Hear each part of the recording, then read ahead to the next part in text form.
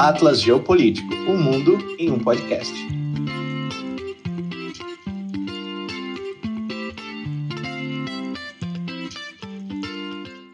Bem-vindos então a mais uma live do Atlas Geopolítico e não do GeoAtlas, do Atlas Geopolítico.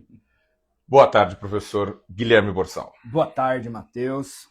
Fico feliz que a gente esteja aqui em mais uma live, até porque eu acho que é o momento que a gente mais se diverte fazendo esse trabalho. Ah, sim. E fico feliz também de poder discutir de forma mais real os impactos dessa guerra, porque agora a gente vai falar dos impactos da guerra aqui, e não só dos impactos da guerra onde ela acontece, porque ela tá rolando, porque isso a galera já sabe também. Já sabe porque o Irã está sendo palco de uma guerra, já sabe que os Estados Unidos mais ou menos querem ou não querem, se é que os Estados Unidos sabem o que eles querem ou não. E beleza, mas o que isso tudo vai gerar? O que vai acontecer por aqui? O que vai acontecer para os nossos vizinhos? Acho que tudo isso é muito válido. Então, mais ou menos pensando, né, como você disse, as pessoas já sabem o que está acontecendo, acho que todo mundo pode aí mandar perguntas ou comentários. Eu acho que a principal coisa, a primeira consequência para o mundo é aquilo que a gente vê claramente, que é um aumento do preço do petróleo. Então, o barril de petróleo passando aí de um preço aceitável e muito devido ao fechamento daquele estreito importante que você ouve falar no Jornal Nacional, ouve falar, né, na internet, que é o Estreito de Hormuz. E o fechamento do Estreito de Hormuz leva ao fechamento de uma rota fundamental do petróleo, né, por onde passa 20% de todo o escoamento do petróleo e o escoamento ali do Oriente Médio. Então, não só do Irã, mas os países do Oriente Médio, como Arábia Saudita, Catar, Bahrein e Emirados Árabes, que são robustos produtores de petróleo e, portanto, esse fechamento, essa dificuldade eleva o preço do barril de petróleo. Ouvi aí em alguns lugares, não chegou a esse nível, mas $200 o barril de petróleo, o que seria chegando ali quase ao que a gente teve proporcionalmente por conta de inflação e outras épocas, a inflação que nós tivemos por conta dos choques do petróleo da década de 70. Né? Eu quero só contar uma história, já te dou a palavra. Eu estava quarta-feira, não antes de ontem, a passada, saindo de São Paulo, voltando para Jundiaí, e houve aquela ameaça de uma suposta greve de caminhoneiros pelo aumento do diesel. E aí eu falei, bom, vou abastecer o meu carro para voltar para Jundiaí. Eu tinha gasolina, mas vou abastecer meu carro. Garantir, né? Garanti. Parei no primeiro posto ali da Sena Madureira, o cara começou a pôr a gasolina, eu olhei assim, eu falei, quanto tá? Ele falou, R$8 o litro. Eu falei, para. É lógico. Pelo amor de Deus. Ele falou, não, é porque vai ter greve. Eu falei, não, mas para. Já teve greve? Ele falou, não. Então por que aumentou? Ah, porque vai aumentar em todo lugar. Então, mas vai aumentar. Isso é especulação. E aí vários postos de São Paulo começaram a pôr a gasolina a R$8. E aí eu chegando aqui em Jundiaí, eu pus a R$6,50. E o cara falou, o pessoal tá se aproveitando da situação. Não é o cara que pôs a gasolina para mim. Então, quer dizer, não é só uma realidade, mas é também uma especulação daquilo que pode ser. E eu não tinha percebido. 5h11 é o passeio. Começa o passeio dos cachorros que interfere na vida dos outros. Mas falando em especulação, eu tinha pensado em falar algo parecido, não tem nada a ver com a Sena Madureira, mas você percebeu que essa oscilação do barril de petróleo, do preço do barril de petróleo, ela teve dois momentos muito interessantes. Um momento foi o preço do barril do petróleo, que vinha em uma ascendência rápida, intensa, caiu de repente quando o Trump falou que teve uma conversa produtiva. Que Não, só um comentário. Uma conversa produtiva e que poderia ali estar chegando num acordo, ia propor um acordo de paz com pontos lá para o Irã e tal. E aí o preço do barril caiu. Ou seja, nada de concreto aconteceu, mas já teve uma mudança. Sim. Aí o representante do Irã falou, os Estados Unidos falou que negociou, então ele está negociando sozinho na frente do espelho, porque com a gente ninguém falou nada. O preço do barril... O que acontece aí? O preço do barril sobe de novo. Então a gente vê que nem sempre é o concreto, mas é a especulação, é o estoque para ter certeza que não vai faltar em determinados países e esse produto para de circular. Isso tudo vai gerando uma oscilação na oferta e na procura e o preço vai mudando, né? E a especulação é muito assim. A especulação é olhar para o futuro. Então, quer dizer, vai faltar petróleo. Pode ser que não falte. Mas se fechou o Estreito de Hormuz, então é possível que falte petróleo daqui a 2 meses. Então, cobra mais agora, porque vai faltar daqui a um tempo. E uma coisa interessante é esse efeito dominó que o petróleo provoca, que a gente sabe que é real. O efeito dominó significa o quê? O petróleo aumenta, tudo que depende do petróleo, tudo que depende da gasolina, produtos, né, relacionados a ele, também vão aumentar. Então, a entrega de comida na sua casa, a chegada de produtos do campo para a cidade, passagem aérea, todas as coisas. E é difícil pensar uma coisa que o petróleo não esteja ligado, não esteja atrelado. Minimamente que seja pelo transporte, né? Minimamente. Para você ir para o seu trabalho, ou ir para o seu clube, ou ir para a sua academia, o petróleo está atrelado. Então, quer dizer, todos os deliveries, todas as entregas, todas as movimentações, elas são uma forma de dependência do petróleo e, portanto, são afetadas por essa inflação em efeito cascata. E a gente pode pensar não só no transporte, não só na matéria-prima, mas a gente pode pensar em outros tipos de impacto para o mundo e para o Brasil desse conflito que não estejam necessariamente ligados ao petróleo. Por exemplo, hoje eu tive um momento rapidinho ali que eu consegui acessar o computador entre sair do trabalho, almoçar e fazer minhas aulas de inglês. Eu faço aulas de inglês com o Mr. Jason Warburton. Ah, é? Ele tá assistindo? Eu acho que não, e eu acho que ele nem vai. Mas se ele assistir, fica aqui um carinho pra ele, né? E uma indicação. E uma indicação. E eu li uma manchete rápido e eu falei, depois eu tenho que ver isso. E aí na correria de chegar aqui eu acabei nem lendo essa manchete, mas era assim: como guerra deve encarecer o pistache no Brasil. Isso me pegou. E eu fiquei com isso aqui refletindo. Tudo bem que agora o pistache está no sabor de gelatos, né? Que é o sabor Dubai, né? Chocolate Dubai. Não sei o que é isso. Os Estados Unidos têm uma produção gigantesca de pistache.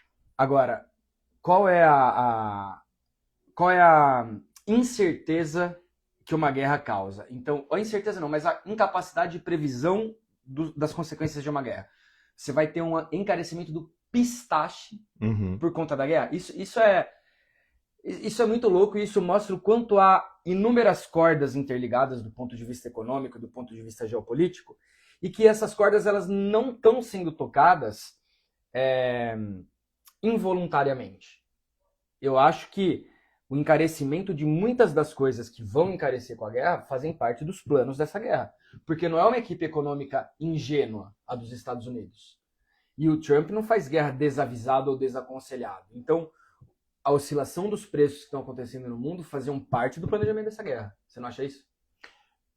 Eu não sei. Eu tenho para mim que os Estados Unidos acreditavam que essa guerra seria mais fácil e que no primeiro dia, matar o líder supremo do Irã, o Ali Khamenei, e matar vários outros líderes de relações exteriores, o Irã cederia aquilo que os Estados Unidos gostariam e teria uma vida mais fácil. E não foi isso que aconteceu.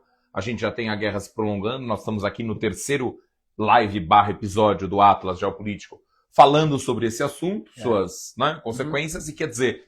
Então eu não sei se o cálculo é feito, eles contavam com isso, mas eu não sei se esse cálculo é tão preciso. Porque uma coisa é o cálculo feito ali no escritório, no salão oval. Outra coisa é depois o que acontece. Os Estados Unidos, ao terem o controle da Venezuela, eles têm um estoque, uma lenha para queimar com o petróleo venezuelano. Então, se você tem um aumento do petróleo na região do Golfo Pérsico, você pode usar o petróleo venezuelano, que é a maior reserva de petróleo. A gente já falou bastante isso. Então, mas só que está acontecendo um processo inflacionário dentro dos Estados Unidos. Assim como no Brasil, a gente está vendo e vai ver mais ainda. Né? E o Brasil é um país bastante sensível à inflação. Então, problemas sociais, greves. E nos Estados Unidos a mesma coisa. Também é um país sensível a inflações. Então, eu não sei se tudo estava já planejado. Não sei se eu concordo com você 100%. Acho que tinha já uma ideia do que poderia acontecer. Mas a questão é, o Irã, ao fechar o Estreito de Hormuz e colocar uma dificuldade muito grande nessa passagem, afeta o mundo.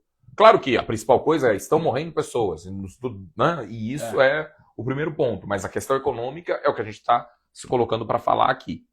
Eu vi que a Arábia Saudita estava tentando fazer o petróleo, um petróleo que a gente comentou e até levantamos algumas dúvidas se era possível, sair pelo outro lado da Arábia Saudita, pelo Mar Vermelho. E é possível. Se não pelo Canal de Suez, que é possível também, mas por um estreito do outro lado da Península Arábica chamado Bab el-Mandeb. Nome bonitinho. Só que esse estreito, ele também não é um estreito de segurança de passagem de navios, porque ali estão os Houthis, aliados do Irã, na região do Iêmen, ali estão piratas da costa da Somália, e que, portanto, poderiam aproveitar essa virada de rota, esse novo excesso de navios ali no eixo Bab el-Mandeb, Mar Vermelho, para também poder atacar esses navios, os piratas roubarem esses navios e os Houthis começarem a atacar e iniciar uma nova frente dessa guerra que está muito quieta ainda. Porque eles são aliados do regime iraniano. São financiados pelo regime iraniano, que tem o que a gente também conversou em outro momento, né, daquelas guerras, as proxy wars, né, guerras por procuração. E isso pode gerar algo que aí eu acho difícil a gente falar uma coisa não se esperava.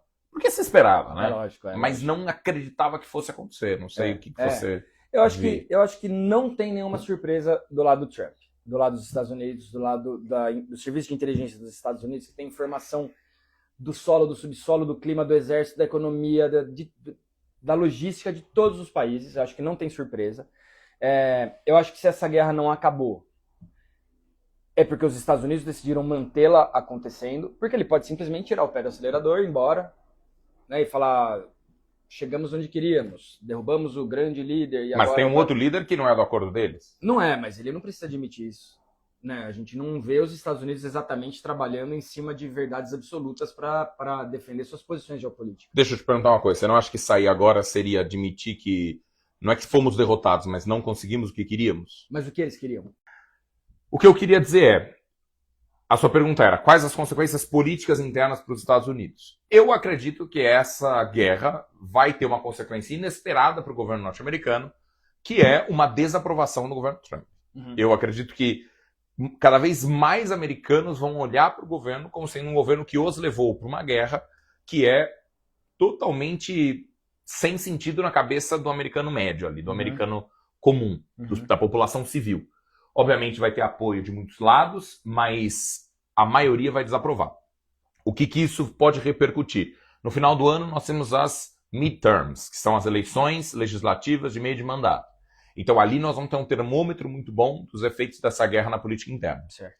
E essa desaprovação, ela pode aumentar muito caso os Estados Unidos, isso não aconteceu, e eu acredito que não vai acontecer, façam um desembarque no Irã, em que você tenha tropas norte-americanas possivelmente morrendo no Irã. E aí, essa desaprovação, ela vai lá para o espaço. Né? Mas há notícias de tropas sendo enviadas para o... Mas que não chegaram lá. Não chegaram lá. Eu não acho que chegarão e não acho que elas vão entrar de fato no Irã.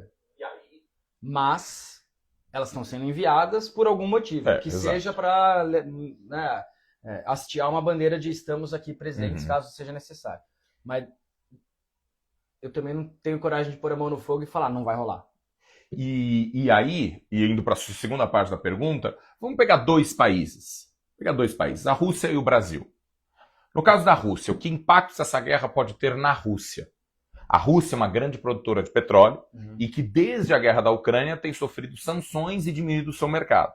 E eu acredito que agora os países, vendo esse barril do petróleo subindo, vão diminuir a sua capacidade moral em condenar a guerra da Ucrânia e dizer, poxa, Rússia, então, vamos comprar, vamos fazer um negócio aqui, Índia, China, Brasil, Estados Unidos, vamos comprar, vamos voltar a negociar. Então você vai ter a Rússia ganhando pontos com esse aumento do petróleo. Isso. O Brasil, né, dentro de política interna, o Brasil eu vejo dois cenários. O primeiro vai ter um processo inflacionário, porque, mas o Brasil não é produtor suficiente de petróleo? Mas não de petróleo refinado. Isso. O Brasil exporta e importa.